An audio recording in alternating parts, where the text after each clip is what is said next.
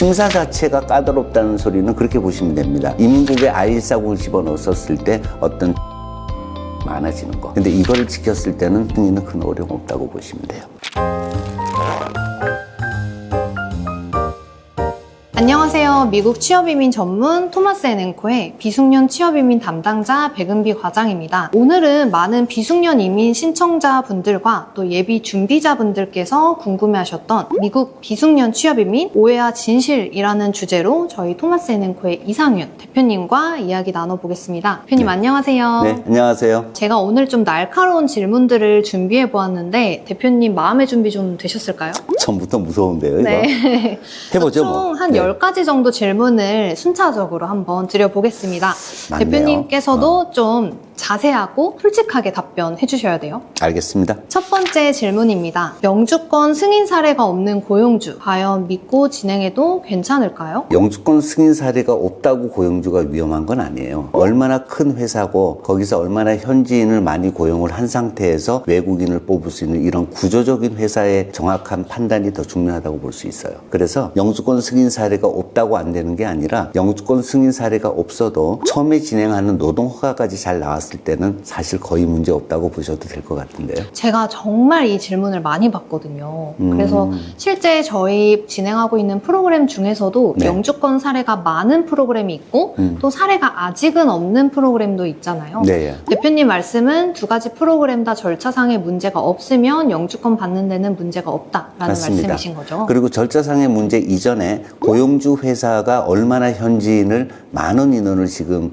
고용을 하고 있는지가 중요해요. 그렇게 판단하시면 될 것 같아요. 네. 두 번째 질문입니다. 현지에 이미 영주권자나 시민권자가 직원으로서 많이 있는 업체는 외국인 고용의 의사를 나중에 철회할 가능성이 좀 있을까요? 그렇진 않을걸요. 제가 이렇게 얘기해 볼게요. 영주권자나 시민권자나 미국에서 계속 일을 하고 있으면은 1년, 2년, 3년 경력이 계속 생기면서 급여는 계속 높게 줘야 돼요. 그러다 보면 오히려 고용주가 영주권을 받고 오는 사람을 더 기다리게 될 겁니다. 막연하게 한국에서 영주권자, 시민권자가 많은 인원들을 고용하고 있는 고용주가 나중에 고용의사를 철회한다. 잘못 판단된 거라고 제가 좀 자신 있게 말씀드릴게요. 왜 그러냐 하면은 영주권을 받고 들어올 사람은 이제 신규이기 때문에 급여를 낮게 줄 수가 있거든요. 오히려 반기는 사례가 더 많을걸요. 사실 이게 저희 세 번째 질문이랑도 조금 연결이 될 수 있는데 네. 수속 기간 자체가 굉장히 오래 걸리다 보니까 현지인으로 대체해야지라는 마인드의 고용주인 회사도 있을 것 같거든요. 네. 그런 부분은 걱정 안 해도 될까요? 이렇게 보셔야 돼요. 오늘 우리 이 시간은 비숙련이죠. 숙련공은 그럴 수 있습니다. 경력이 있는 사람들을 내가 뽑았는데 생각보다 시간이 오래 걸린다고 했었을 때 정말 이 경력직이 필요하기 때문에 현지인을 찾고자 할 수는 있어요. 그런데 우리가 비숙련은 많은 인원들을 뽑는 거거든요. 백 과장님도 아시다시피 한국에 많은 비숙련 프로그램이 있잖아요. 거기는 한두 명 뽑는 게 아니죠. 많은 인원을 뽑는 거예요.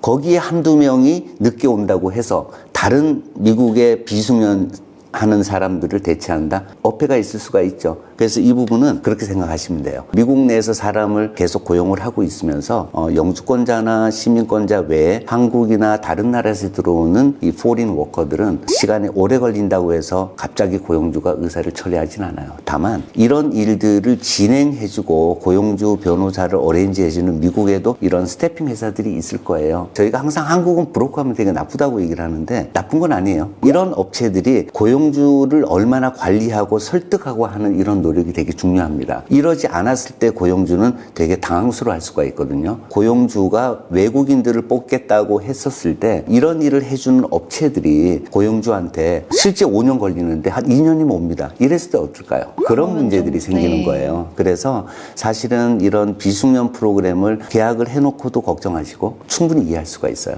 이런 일을 해주고 있는 업체 그리고 그런 업체들이 고용주를 얼마나 잘 관리하느냐에 따라 승패가 좌우된다고 봐도 될 것 같습니다. 세 번째 질문입니다. 지금 영주권 수속을 진행하면 정말 10년 이상 기다려야 될까요? 중국이 한 14년 걸려요. 그런데도 스폰서를 해놓고 기다리고 있는 고용주들이 있습니다. 그럼 뭐냐 하면은 이 사람이 당장 안 오면 안 된다가 아니라 계속 인원은 필요하니까 파이프라인으로 걸어 놓는 거예요. 나중에 그때 돼서 오면은 또 쓰면 되니까.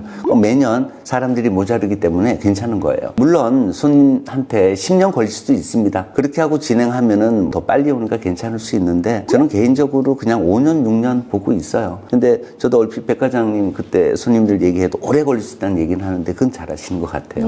어떤 변화가 또 생길 수는 있으니까. 그런데 상식적으로 지금 현재 이민 시스템으로 봤을 때는 5년, 6년, 5년 미만도 가능하다. 10년이라고 얘기하는 부분들은 변수가 생겨서 그래요. 우리가 AP라든지 TP라든지 어떤 큰 변수가 생겨서 이민국에서 심사하는 시간이 갑자기 길어지는 부분들. 이런 부분을 포함시킨다면 10년도 할 수는 있겠네요. 좀 여유 있게 답고 진행하는 것이 좀 네. 좋을 것 같습니다. 네 번째 질문입니다. 취업이민 신청자가 많아지면 심사가 더 까다로워지고 승인 확률이 낮아질까요? 심사는 더 까다로워질 수 있어요. 그런데 그 심사가 까다로워지는 부분들은 뭐를 보냐면은 고용주의 재정 능력을 보는 거거든요. 그러니까 고용주가 실제 포린 워커들을 충분히 커버할 수 있는 재정 능력이 있다면 괜찮아요. 그리고 뭐 보는 심사들이 있죠. 고용주가 혹시 어떤 대가를 받고 영주권 신청을 하는 게 아닌가, 이런 부분들이 클린해진다면은 심사 자체가 까다롭다는 소리는 그렇게 보시면 됩니다. 이민국에 I-140을 집어넣었을 때 어떤 추가 서류 요청들이 많아지는 거, 이런 부분들을 까다롭다고 생각한다면 그건 까다로운 게 맞습니다. 근데 이거를 지켰을 때는 승인은 큰 어려움 없다고 보시면 돼요. 다섯 번째 질문입니다. 트럼프 대통령의 당선으로 향후 비숙련 이민이 중단될 위험이 커진 게 사실일까요? 이민이 중단되진 않아요. 겁나죠. 불법 체류자를 잡네, 초청 이민도 바뀌고 뭐 여러 가지가 있는데, 혹시 백 과장님 그 트럼프 대통령이 이기되면서 트럼프 대통령의 불체자 추방 목표가 1년에 몇 명인지 혹시 들어봤어요? 저는 그것까지는 1년에 한 100만 명이라고 얘기하거든요. 100만 명이요. 엄청 많죠. 네. 근데 그렇게 안 될 거예요. 트럼프 대통령이 취임하고 90일 동안, 거기에 이제 일반적으로 정확한 수치는 아닌데 우리 언론들이 발표한 수치로 봤을 때 트럼프 취임 이후 100일 동안 한 13만 9천 명 정도를 추방시켰어요. 비숙련 1년에 쿼터 만개죠. 네. 근데 만개인데 얼마 전에 저희 그 네팔 사람 4명 비자 영주권 받았거든요. 한 사람이 받고 가족 3명이니까 4개죠. 그럼 4개가 없어지는 거거든요. 이렇게 되면 1년에 만개지면 한 2,500개? 제가 이 말씀 드렸죠. 100일 동안 13만 명만 해도 지금 비숙련의 1년 쿼터 만기하고 차이가 어떻습니까? 굉장히 많아요. 그럼 13만 명 지금 보낸 건데 1년에 100만 명이라고 하지 말고 반으로 해서 50만 명. 50만 명을 만약 불체자를 보냈으면은 그 불체자가 주로 어디서 일을 할까요, 미국에서? 힘든 직종이거나 외진 네. 지역이겠죠. 그리고 요새 보면은 그 농업 지역, 프레스노도 그렇고 이게 농가 지역에 불법 체류자들 참 많죠. 그런 사람들이 다 나가버리고 나면은 정말 미국 내에 일할 사람이 없겠죠. 많이 없어지겠죠. 근데 그 사람들을 채울 사람이 미국 사람들이 많이 채워질까요? 안 할 것 같은데요. 쉽지 않아요. 그만큼 인원이 빠졌는데 여기에 비하면 너무 작은 10,000개 정도? 이거를 트럼프 대통령이 뭐 중단시킬까요? 결론은 그럴 안 가능성은 할 것 거의 같죠. 없다. 한 가지 더 붙인다. 제가 이런 부분은 다음 시간에 한번 뭐 얘기할 시간이 있을 수 있겠는데, 오히려 비숙련의 이 부분들은 진전이 있을 가능성도 있어요. 트럼프 대통령 입장에서 지금은 불체자가 다 나가고 일할 사람이 도저히 없을 때 미국 내 시민들의 일자리 자체를 그걸로 대체하지 못한다고 했었을 때는 일단 뭐라도 데리고 들어와야죠. 그럼 불체자 데리고 들어올까요? 아유, 안 하죠. 기존에 합법적으로 진행하고 있는 비숙련자를 예를 들어서 쿼타를 왕창 접으면 빨리 들어오겠죠. 그거 누가 할 수 있나요? 트럼프 대통령이 마음 한 번만 할 수 있지 않을까요? 이번에 그 H2B라고 계절적으로 쓰는 비자가 있어요. 근데 2025년도에는 33,000개를 갑자기 추가로 증가를 시켰어요. 그대로 돼버린 거예요. 그래서 이렇게 많은 분들이 고민하는 트럼프 대통령 당선으로 비숙련 이민이 중단된다. 이거는 걱정하지 마시라고 하세요. 할아버지 할머니를 케어하는 HHN은 좀 더 좋은 방향으로 갈 겁니다. 유명한 프랜차이즈 업종에 비숙련이 있으면 다 관심이 쌓일 거예요. 그런데 이 구조가 이렇게 보시면 됩니다. 그리고 미국의 닭공장이 얼마나 많습니까? 거기에는 일할 사람이 없기 때문에 정말 포린 워커를 들고 와야 돼요. 이게 비숙련 취업 이민의 성공 핵심 키포인트가 아닐까 싶습니다.